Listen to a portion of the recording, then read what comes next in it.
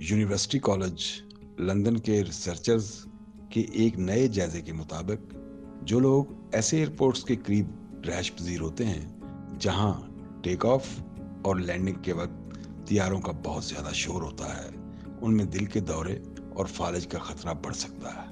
इस जायजे में इंग्लिस्तान के 4 बड़े एयरपोर्ट्स के करीब रहने वाले 3,635 अफराद के दिल के तफसीली तस्वीरी डेटा का तजिया किया गया था। उसके बाद उसका तकाबल उन लोगों के डेटा से किया गया है जो इन इलाकों में रहायश पजीर थे जहां तियारों का शोर कम था या बिल्कुल नहीं था। रिसर्चर्स ने ये बात नोट की कि यह खतरा खास तौर पर उन लोगों में ज्यादा पाया गया जो रात के वक्त तियारों का बहुत ज्यादा शोर सुनते थे, जिसकी वजह ये हो सकती है कि शोर की वजह से बार बार उनकी नींद उचाट होती रहती थी।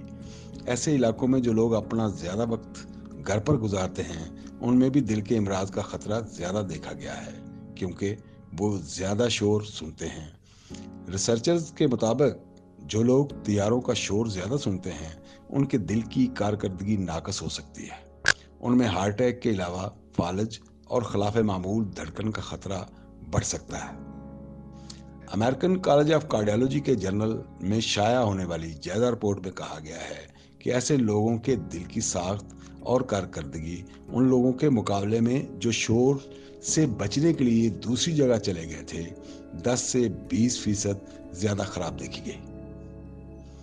जिन लोगों की रहायश गाहें एयरपोर्ट से करीब थीं उनके दिल के पट्टे ज्यादा सख्त और मोटे हो गए थे और उनका ये अज़ू ज्यादा मौसर तौर पर खून पंप करने के काबिल नहीं। रिसर्चर्स का कहना है कि दिल में इस किस्म की तब्दीलियों से हार्ट अटैक और फालिज का खतरा 4 गुना बढ़ सकता है।